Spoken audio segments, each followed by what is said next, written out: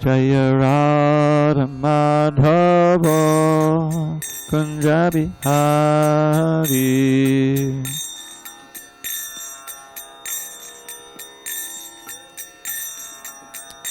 Jaya Radha Madhava Kunja Bihari.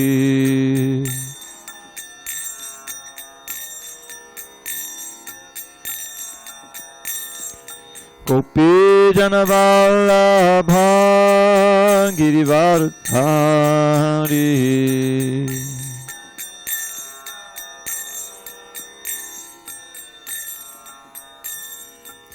Gopi Janavallabha Girivardhari.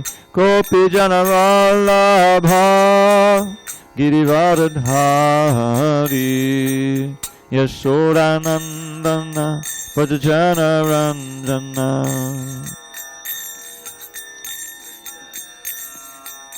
Yashodanandana Bhajana Ranjana.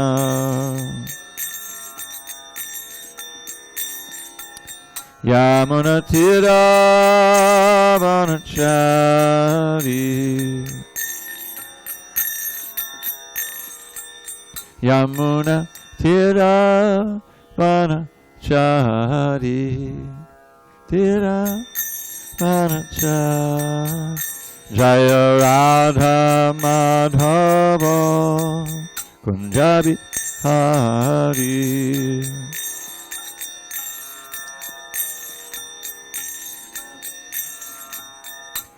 Jaya Radha Madhava Kunja Bihari.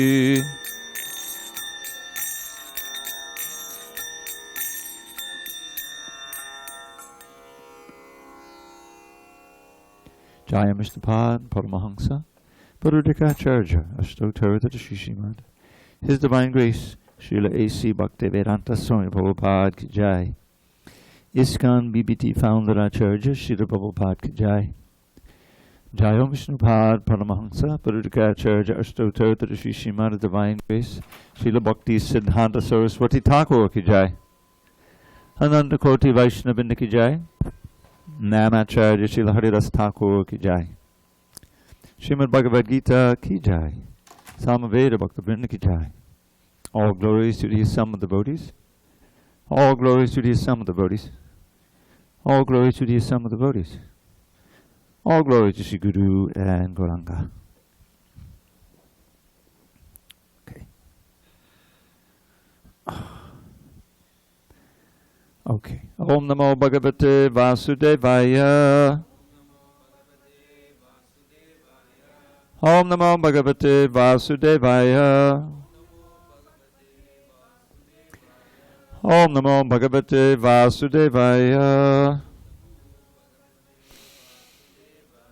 Page 465.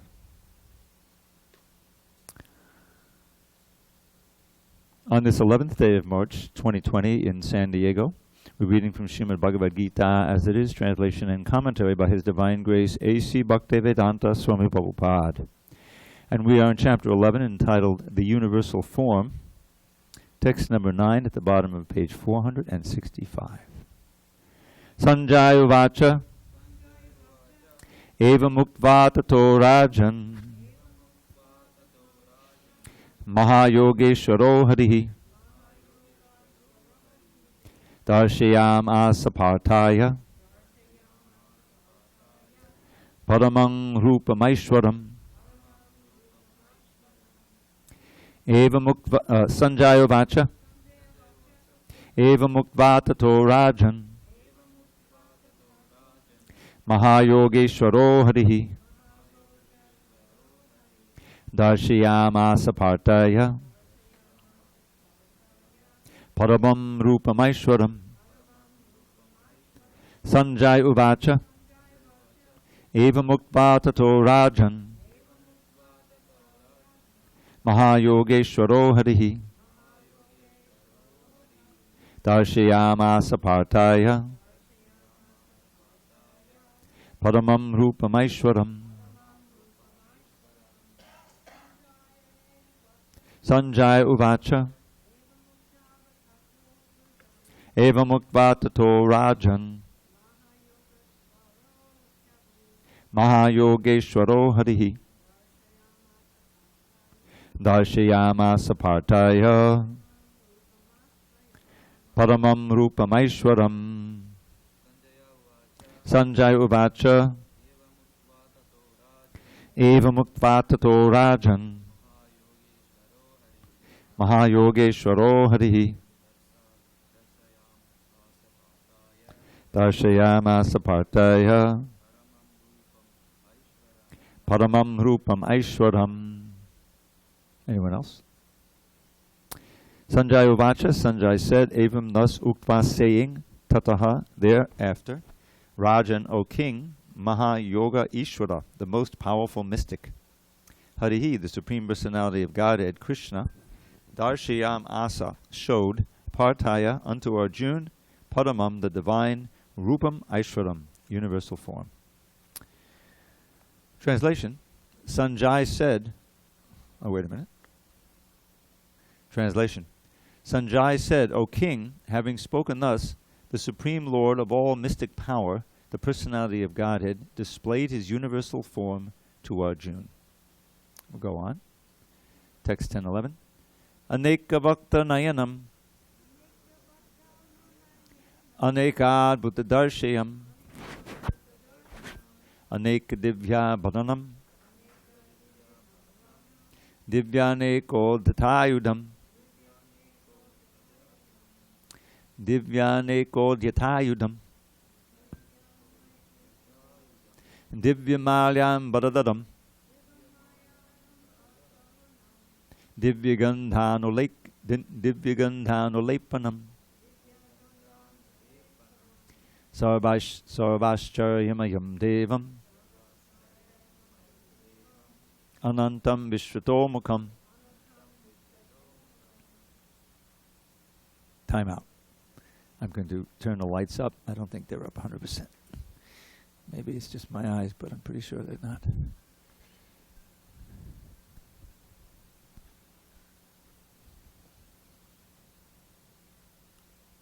Yep, they are.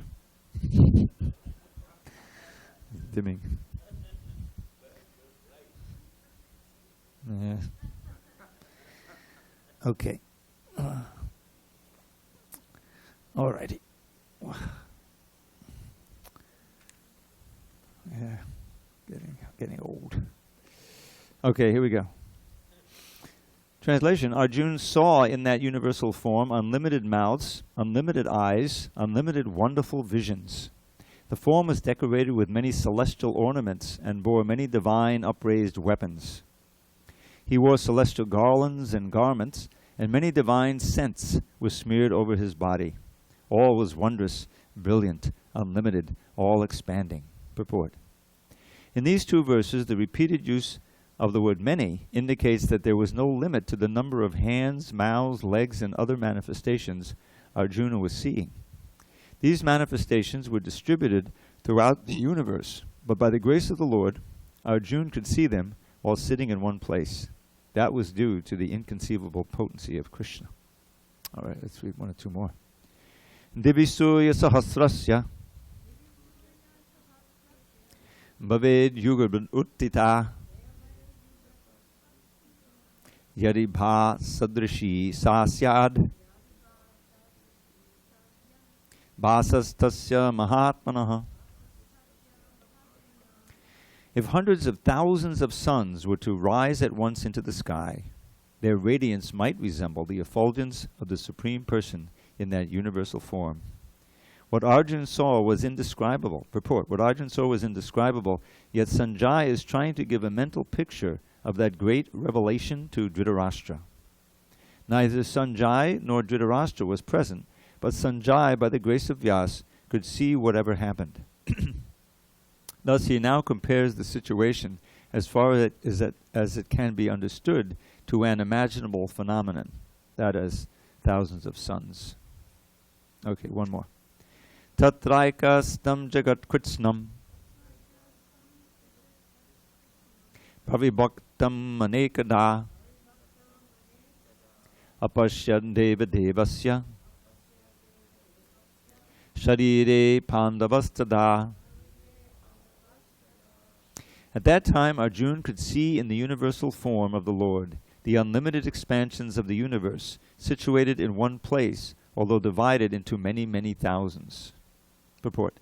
The word tatra there is very significant. It indicates that both Arjuna and Krishna were sitting on the chariot when Arjuna saw the universal form. Others on the battlefield could not see this form, because Krishna gave the vision only to Arjuna.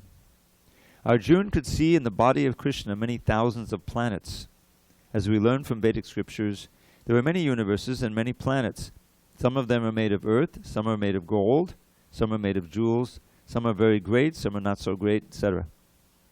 Sitting on his chariot, Arjuna could see all these, but no one could understand what was going on between Arjuna and Krishna. Om Jnana Timirandasya Jnanandjana Shalakaya Chakshur Unmidatam Mena Tasmai Shri Gurave Namaha. I was born in the darkness of ignorance, but my spiritual master Srila Prabhupada opened my eyes with the torchlight of knowledge. I offer my humble obeisance unto him and all members of Sri Parampaya Ampara. So a lot of what's happening here is Arjuna has been given a special power to see Krishna in a certain way. He asked to see this universal form. And it was unprecedented. No one mortal had ever seen this form before. But Krishna he said to Arjuna, well, I'll show it to you, but you can't see with your present eyes. So he gave him these divine eyes, inspired eyes to see. So this idea of seeing differently when one becomes spiritually advanced or spiritually purified is central to our philosophy. And it begins with the idea that our present senses, which is not very hard to understand, but we often forget, are very limited. And that we are often misguided by our senses, and we become illusioned. There's these 4 defects, it says. Imperfect senses, therefore we become illusioned. Therefore we make mistakes. Like the classic is through the history of science, you see this, where they had some idea that the Earth was the center of the universe and everything is going around, right? And then it was like revolutionary. Who was it, Newton or Copernicus? I think it was Copernicus, who said, no, the sun is there and we're all going around the sun. Because he was able to calculate or somehow improve his ability to see by some instrument or whatever it was. And he had a different theory about how everything added up. And finally, everyone said, yeah, that's really what's going on. But I think maybe they burned him at the stake or something. I mean, there was like all of this heresy, and the scientists were sometimes right in the middle of it. Because they were challenging the original idea what was going on. So this is the history of science, which is based on this idea of gathering information with our senses and instruments, coming to some hypothesis, testing it again and again, and then finally coming up with a theory that seems to explain everything, right? But the problem is that no matter how much we improve our senses through instruments such as microscopes and telescopes and radio telescopes and everything, it's still basically the same limited senses. And so even though we may, dispel one mistake and illusion, we enter into another one. For instance, the main mistake that practically everyone makes is that we identify with this body as ourself. It's kind of a given. It's like, well, who else am I? That's what my license, my driver's license says, gives my name and address. It has my picture on it. This is who I am. I was born in a certain family, a certain race, and a certain gender, and nationality, and all of these things. And that's how people identify. But that's the big mistake that everyone makes. That all of that is dependent on this particular body, but this particular body is one of many. That's the first teaching of Krishna in Bhagavad Gita. You're not the body, you're spirit soul. You see? And you've had many births before, and you're in this particular body now, and it's constantly changing, and eventually it will disappear, and you'll never be seen again, and you'll move on to another one. So identifying with the body is the original mistake, and it turns into a deep illusion that colors everything that we, yeah, you can say, give him that book and the stand. We're on page 467. Oh, you have it. Oh, I'm sorry, I didn't see. Okay, 467. We just read text 13. We read a bunch of texts, and Krishna is revealing his universal form to Arjuna. So, in this chapter, Arjuna is given a special vision to see a special form of Krishna's. And we are also meant to attain a higher vision so we can also see the truth. There's this poem called the Brahma Samhita, which is written by Lord Brahma, the original created being in the universe, after he had a revelation of Krishna. He revealed, after long meditation on austerity, he became purified, and Krishna revealed himself in the whole spiritual world. And he wrote this Brahma Samhita. It's a very important book. So there it's described, again, how one can attain certain eyes and vision to be able to see Krishna within the heart. So he has this verse, very beautiful, Premanjana, Chudita Bhakti Vilochanena, Santak Sadaiva Hridayeshu Vilokayanti, Yang Shama Sundaramachinduguna Sarupam Govindamari Purusham Tamaham Bhajami. I worship Govinda, the primeval Lord. Govinda is another name for Krishna.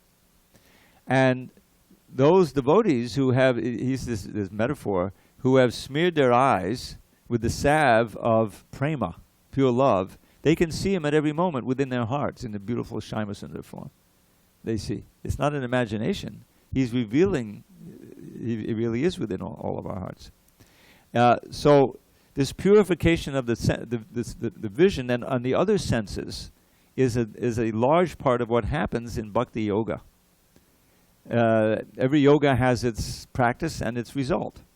In karma yoga, you try to perform sacrifice. You try to give up the fruits of your activity to the Lord, so that you become free of your karmic reactions. The whole idea is you want to break free of the bondage of birth, death, old age, and disease. And to do that, you have to become free from all the karmic reactions you're going to experience. Some of them may be good, some of them may be bad. In other words, if you're a pious person, you act piously, then you're due for a fruit, in this life or the next life. But you have to accept it, and therefore you have to get another material body. So how to perform activities in this life so that you don't have to take any birth? That's called akarma, or the state of naishkarmya. You're not performing good activities and performing sacrifices according to the Vedas so you can get promotion to heaven or a better life.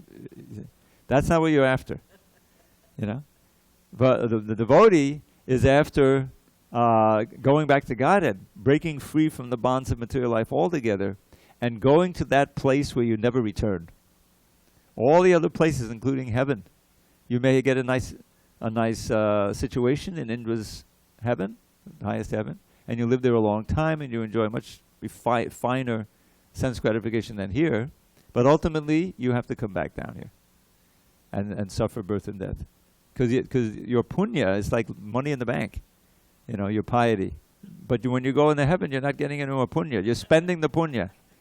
You know what I'm saying? And down you come. Krishna says, Trividyama somapapa papa jagyayisva svargatim pratayante te punyamasa surendalokam ashnanti divyan divideva bhogan te tam bhuktva svargalokam vishalam chine punye martyalokam vishanti evam chahi dhamma anupavannagadagatam kama labante.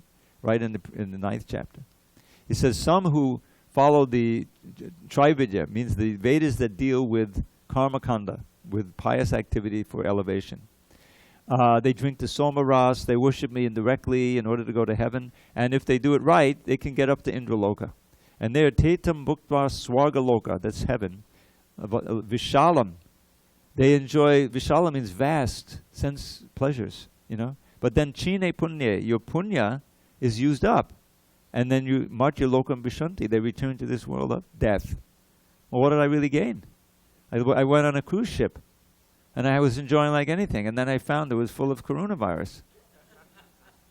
And now it's become a hellish planet, because I can't get off the boat. It's exactly like that. It's a wonderful metaphor, We have these ideas of enjoying, I'll go this, I'm saving up my money, we'll go to Hawaii, whatever it is. But it always comes to an end. You got to go back to work, and you got older. You didn't get, you didn't improve your, progress back to Godhead. So that's the material world. So this vision is special. Arjuna has been given the eyes to see this amazing vision, and we just read some of the description in 10 and 11. And and only Arjuna is seeing it because only he got the vision. He got the eyes to see. They're both sitting on the chariot, and the rest of the thousands and thousands of soldiers, they're just seeing Arjuna and Krishna talking together. But Arjuna, he's seeing this divine form, astounding form, and the description goes on. And finally, see, the thing about this form is that, as Prabhupada explains in the purports, the devotees really are not so interested to see this magnificent, all-encompassing, kind of frightening form of Krishna. Time, I am. He says, I've come to destroy everything. It's the form of the universe as God, and to realize all of the power and the wonderful things that are going on is all by the hand of God. But there's no relationship there. The bhakti is all about establishing a personal relationship with God, which is really inconceivable. We're infinitesimal, insignificant. Why would he bother with us? He's got, thousands of Lakshmis, and but that's the greatness of Krishna, of God, is that he is so great, but he can have a personal relationship, but he wants a personal relationship with every single one of his expansions, of the living entities ourselves. We are the ones who broke that relationship, or let's say buried it for a long time. It can never be fully broken. We left that relationship with Krishna in the spiritual world. We've come down to this world, which is a reflection of the spiritual world. As Prabhupada would always say, a perverted reflection. It's not everything is there, but we're trying to make this into a world of happiness, but we can see it's impossible. Now suddenly the whole world is like frightened. There's fear. They're closing down the schools. They're closing down Italy. What happened? Nobody expected this to happen. This is the nature of this world, is that there's always something coming down the pike to disrupt your little plans for enjoyment and safety in this world. So we can take a lesson from this. All of these are lessons for devotees, is that our real mission in life is to progress in Krishna consciousness. We hear the books of Srila Prabhupada, we read them. These are the words of Krishna himself, and they consistently promise us from the platform of realization. There's a whole line of acharyas who've come down. They have no reason to lie to us. Unlike the present leaders, they have plenty of reason to lie to us. They're trying to exploit us. But it's a given that, like Srila Prabhupada, he didn't come. It wasn't a business adventure for him to come to America at age 69, in failing health on a freighter, risking his life. He almost lost it, and continue to preach. He could have been just done as so many others have done and did before him and have done after him. Retire to Vrindavan, chant Hare Krishna, pass, out of your body and go back to Godhead. But he had a mission, was given to him by his spiritual master, and he was burning with this compassion, with this sense, I've experienced myself the incredible value of this consciousness of God, of consciousness of Krishna. So let me give it to others so that they can also benefit. That empathy and sympathy is most radically and perfectly expressed among the Vaishnavas. There's this phrase, para dukkha dukhi. You know what it means? What does that mean, Prakash? It's pretty obvious. Yes? Para dukkha dukhi. Huh? No, that's pada. This is para. Para dukkha. Para dukkha dukhi. No. Let me explain what it means. This is the description of one of our great acharyas, Raghunath Das Goswami, by another author, I think Prabodhananda Saraswati. And what he's saying there is that others suffering, you sympathize with, becomes your suffering. The politicians try to make that. Some of you may forget that old Clinton, it was one of his themes. I'm feeling your pain, But really, what is you know who really tagged the politician? The whole thing. Marx. not Karl Marx, Groucho Marx. She knows, you remember Groucho Marx. He said, you know, the politicians, they have to have one, they just need one thing. The main thing is they need sincerity. Sincerity. If you can fake that, you got it made. You get it? In other words, those who can give the act of really feeling your pain and wanting to do something about it, they're selling themselves as I can solve your problems. That's the whole thing, right? But none of them really can, and most of them don't even care. But they're really good at convincing you that I'm different from the last one of you.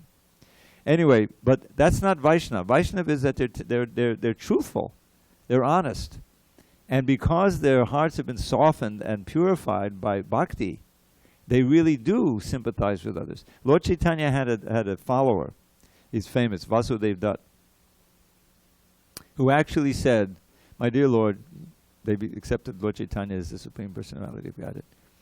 You can take all of the sins of everyone in the universe, which is causing them suffering. The cause of suffering is sin, is acting against the laws of nature and the laws of God. And you put it on me. I'll stay here and suffer forever, and you can then go back to God. Lord Chaitanya started shedding tears when he heard that. He gave him a big hug, you know. He said, they'll be relieved of their sin, but you don't have to suffer. You know, I'll go and spread the chanting of the holy name. Because the chanting of Hare Krishna is so powerful, we don't realize. Just one name eradicates whole lifetimes of sinful reactions, which are due to, in their time, come and give us suffering, you see. So the devotees are very eager to spread the chanting of the holy name and spread the science of bhakti, so that people can be relieved of suffering, experience the nectar of Krishna consciousness, which they're experiencing, and so that they'll also become forces to, you know, they'll spread it further. This is it's the positive contagion, rather than, you know, the virus. That's why Krishna got called the Karuna virus. Karuna means mercy. Coronavirus will kill you, but Karuna virus will save you. Anyway, I didn't think that up. But we can make a T-shirt. So anyway, back to our vision here, that Arjuna has got these eyes, that he's seeing this incredible vision, and so he's going to start his prayers now. And these are all very wonderful. He's going to describe, and eventually he'll get to the point of expressing. He's a little bit afraid, you know, as he just starts describing here. So let's continue. We'll go with text 14.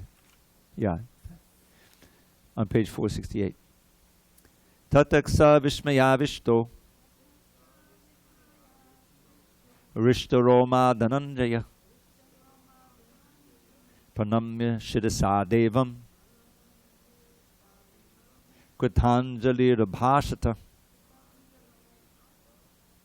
Then, bewildered and astonished, his hair standing on end, Arjuna bowed his head to offer obeisances, and with folded hands began to pray to the Supreme Lord.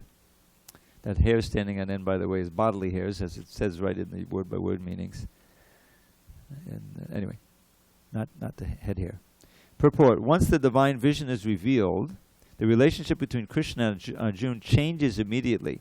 Before, Krishna and Arjuna had a relationship based on friendship, but here, after the revelation, Arjuna is offering obeisances with great respect, and with folded hands he is praying to Krishna.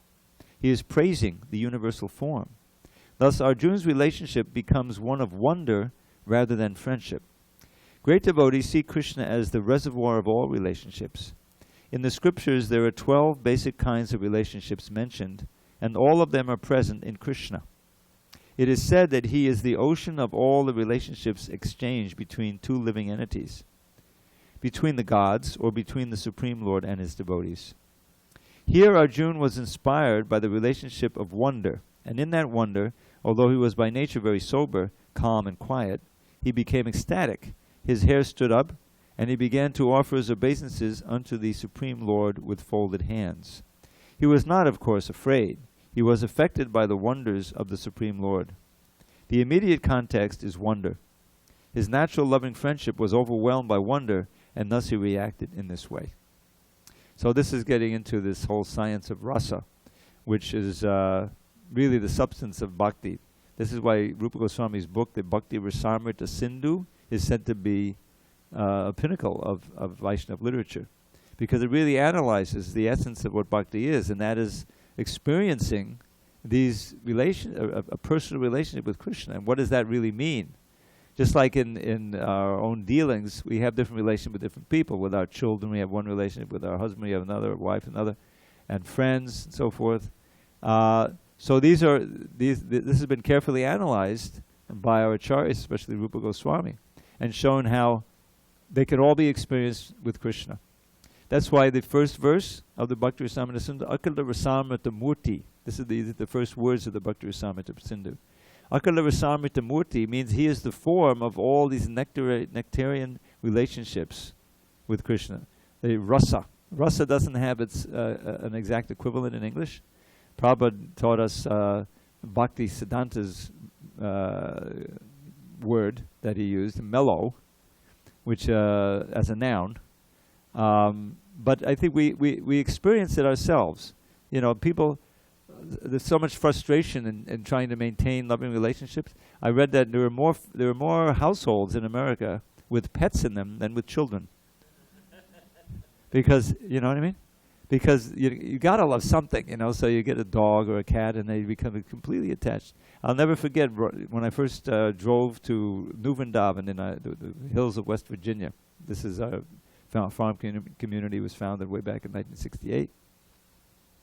So on the way, you're on this winding road, and soon you come, there's a big pet cemetery there. And you see fancy headstones and everything. You know, these people really love their dogs, you know, and they spend a lot of money. So that's really tragic that someone has to, you know, give all his love to a dog or a cat because the human relationships have been so painful, you know, which often happens. But the fact is that all the relationships we have, these normal relationships with people, can be experienced with Krishna. And we see that in his Leela. You know, just the basic 5 relationships. The first one is called Shanta Ras. Shanta Ras is we have all the time with, say, all the inanimate things we have, you know, is that they don't have any active relationship of service with us, but we sometimes use them, and we're glad we have such things, you know. So Shanta Ras in relation to Krishna means simply being completely satisfied, being Krishna conscious. There's no active service going on, but you're experiencing the bliss of thinking of Krishna, and you have no attraction for material sense pleasure, because just being completely absorbed in thought of Krishna is so pleasing. So and also some of the things in Vrindavan, they have this Shanta Ras, like the flute. Everything's alive there, you know. The flute, but the flute doesn't it waits for Krishna to pick it up, you know, and then it does something. Otherwise, it just waits, you know. So, but the first real rasa of bhakti starts with dasya ras, and these rasas, they're folded into one another. Whatever you get in dasya ras, you've got all of shanta ras, but you have more. You're completely peaceful and satisfied, being Krishna conscious. You have not a pinch of desire for material sense gratification, but you want to serve Krishna. He's the supreme master, and we're the servant. And there's a loving relationship there. It's not like a master is whipping the servant. No, he's reciprocating, you know, with you know, thankfulness and gratitude. And then more intimate is the friendship ras. It's called Sakya ras. And this is epitomized by Krishna's friends, his cowherd boyfriends, you know. Everything we experience in, you know, sharing with others, teasing. He goes out with his cowherd boyfriends, and he presents himself. He covers them over so they don't know he's God. Because if they know he's the Supreme Personality of Godhead, that would ruin the rasa. You understand?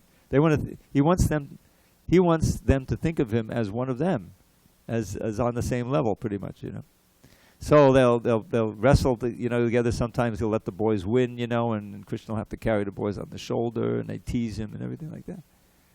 You know, it's a incredibly wonderful rasa, very intimate. So they have the peacefulness. They're not at all attracted to sense gratification. They're ecstatic just thinking of Krishna, and they want to serve him so much that he lets them become close to him so that they'll serve him by playing with him on an equal level. That's even a better service than being, a submissive servant. He likes that more. And then even more intimate is the parental ras, called Vatsalya ras, epitomized by Mother Yashoda and Nanda Maharaj. But there's many elders, elder gopis and gopas, in Vrindavan who have that loving relationship with Krishna.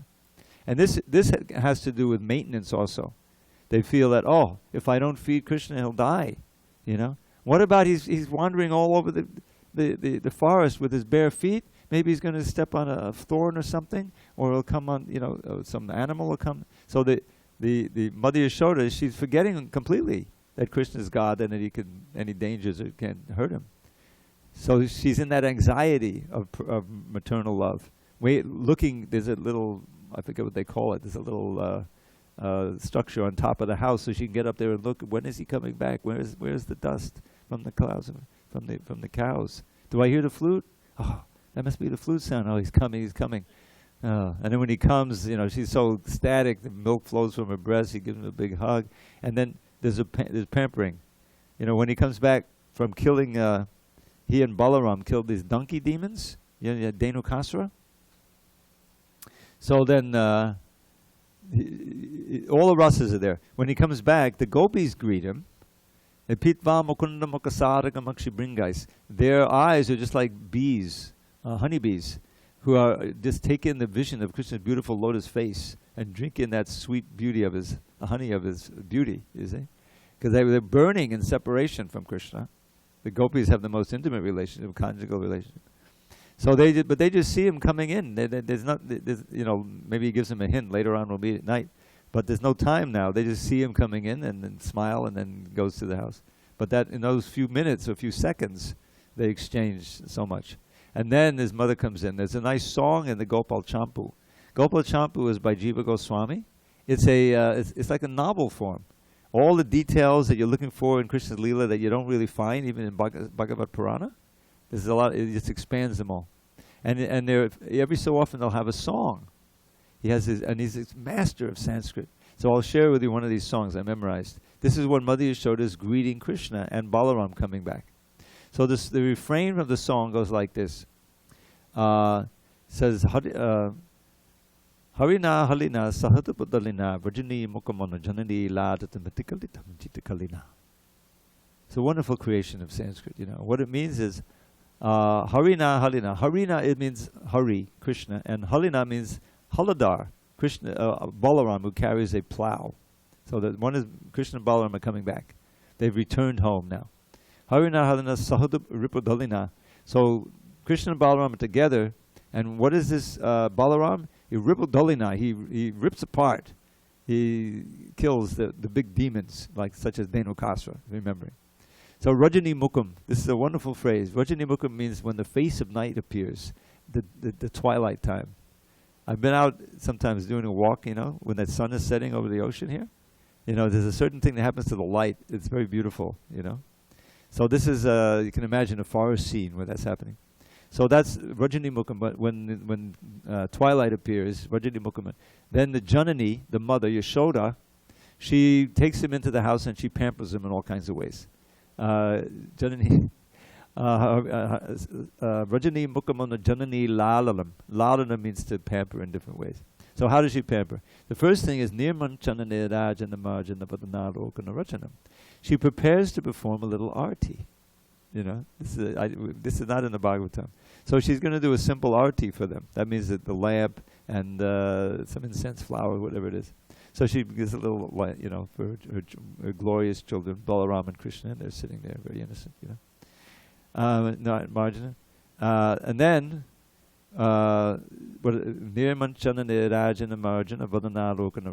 she wipes them. There's so much dust, so she's preliminary cleansing. She wipes. And then she's looking carefully at their faces, making sure she's okay. They're both okay. And then she massages their bodies because they've been out working with the cows all day. Marjana gives them a full immersion bath, cleans off thoroughly. Then dresses them in pajamas. And then she puts the tilak on, And the next verse says, well, she feeds them. Rasachaya yojana bojana purdana sudapata niras vadanam agudu japayata tatambu rasvadanam sukasam vadanam. So she fills him up to the neck with wonderfully prepared preparations that she's cooked, a feast. And she has him drink scented water, pure water, mountain stream water. And then she puts aguru scent on them and lets them chew a little tambula, the betel leaf. And then she puts tilak on them, like that. And she converses with them very happily. And then the last thing is, what is it? She has all these servants, and she has them ready the bed for sleeping. So they make that ready. And meanwhile, Krishna's best friends have been peeking in and seeing all this. And so she invites them in. There's some leading friends, maybe half a dozen of them or so, And she does the same services for them. And then she invites them, and then they stay for a sleepover. So Krishna and Balaram, they have their friends stay with them, they take rest.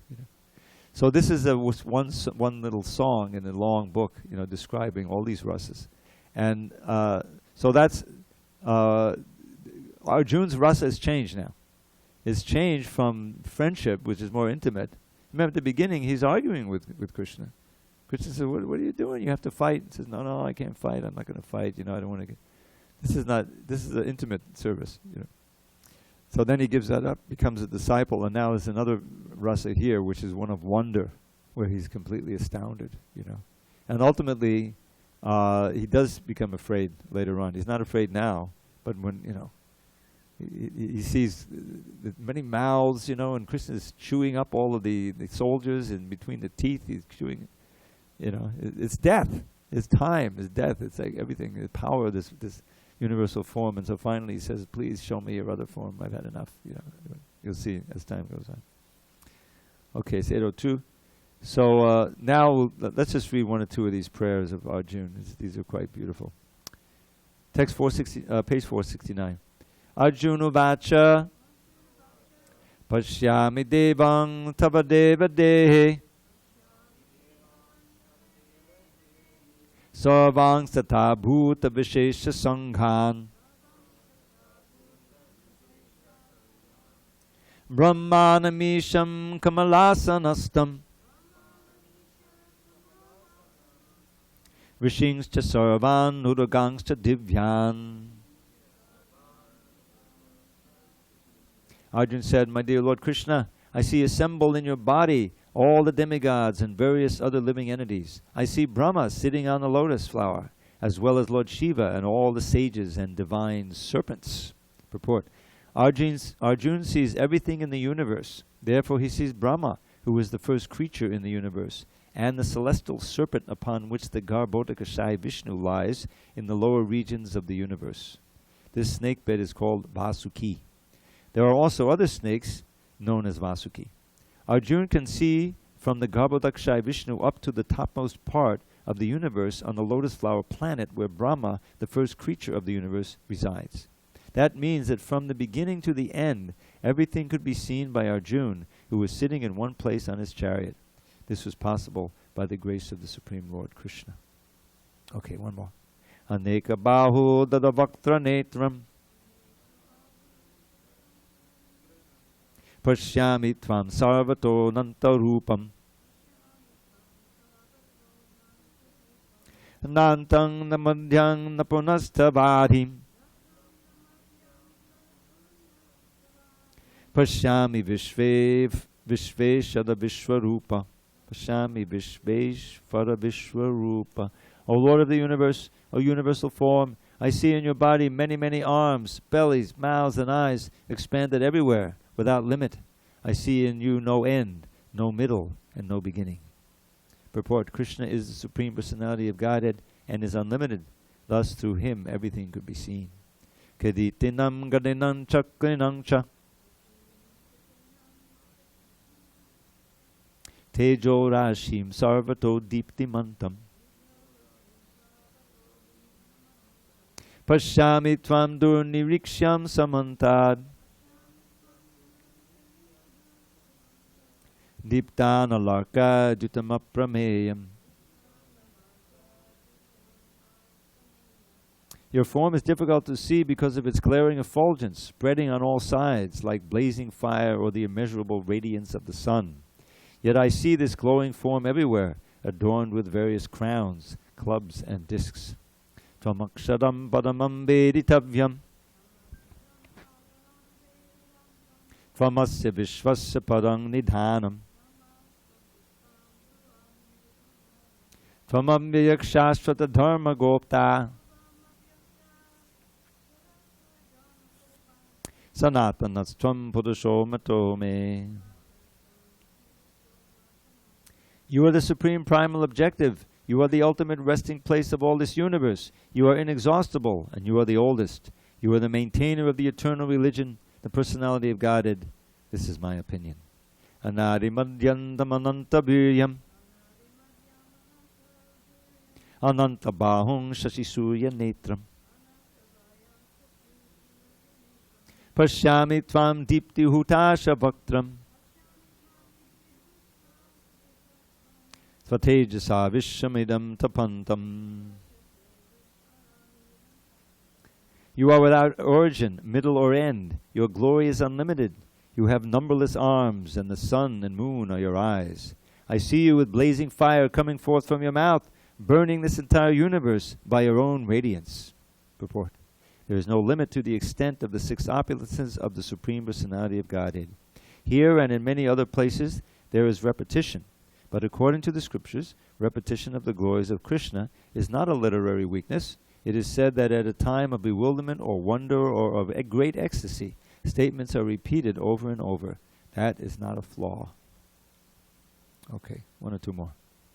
Dhyava prativyo idamantaram hi vyaptam tvayayake nadashascha sarvaha Dristvadbhutam rupamugram tavedam Lokatrayam pyam vyatitam mahatman. Although you are one, you are spread throughout the sky and the planets and all space between. O Great One, seeing this wondrous and terrible form, all the planetary systems are perturbed. Dhyavaprativyo, the space between heaven and earth, and Lokatrayam, the three worlds, are significant words in this verse because it appears that not only did Arjuna see this universal form of the Lord, but others in other planetary systems saw it also. Arjuna's seeing of the universal form was not a dream. All whom the Lord endowed with divine vision saw that universal form on the battlefield. Amihi tvam surasanga vishanti Kechid bita pranjalayo grananti Swastit yuktva maharshi siddhasanga Stuvanti tvam stutibi pushkalabihi. All the hosts of demigods are surrendering before you and entering into you. Some of them, very much afraid, are offering prayers with folded hands. Hosts of great sages and perfected beings crying, "All peace," are praying to you by singing the Vedic hymns. Purport: the demigods and all the planetary systems feared the terrific manifestation of the universal form and its glaring effulgence, and so prayed for protection. Wow, it goes on. Yes, go ahead.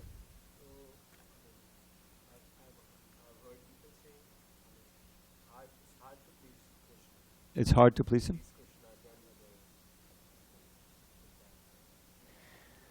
Well, it's said that it's hard to please Krishna so that he gives himself in bhakti. It's easier to get liberation than to get bhakti, because by bhakti he himself is purchased. In other words, he's a little leery because we've spent so much time in the material world and we've been rebelling against it for so long that he really wants us to prove that we've reformed. And so it's more difficult to please him fully. But even just beginning bhakti has so many benefits. Like I was describing how the holy name itself, you just chant Hare Krishna, one Hare Krishna, and you've eliminated so many lifetimes of a sin-free action. But to actually achieve perfection of devotional service is not easy, because it requires determination, patience, enthusiasm, and following all the principles that we have given, And it's difficult to do that because we're so conditioned, we're so habituated to rebelling. So sometimes it takes a few lifetimes. But it's entirely up to us how fast we want. It's based on our sincerity and our determination. So Krishna can be pleased, and it's oftentimes, as said, Prabhupada said, that the devotees are even more merciful than Krishna, in the sense that Krishna demands surrender at the end of the Bhagavad Gita. If you surrender, right, then you'll come to me, I'll protect you, no problem. But coming to that point of surrender may not be so easy. So Lord Chaitanya, who took the role of a devotee, right, he said, don't surrender right away, just chant Hare Krishna, In other words, he's giving it out. Namo Mahabodhanyaya, Krishna Prema Padayate. Mahabodhanyaya means the most munificent avatar. He's ready to give the greatest treasure for simply the price of your faith and your willingness to chant. So Krishna can be pleased, and he's pleased by degrees. The idea is that even if you just take one step in bhakti, that's pleasing than all the millions of big philosophers and yogis and everybody, what to speak of the materialists, who are making a grand business out of forgetting Krishna entirely and denying his existence or whatever, All of that can't possibly please him. But if we're sincere and we try a little bit, then we can feel ourselves making advancement. And he's pleased by degrees. He's, of course, most pleased if you fully surrender. There's no doubt about it. So, yeah. One more. Go ahead.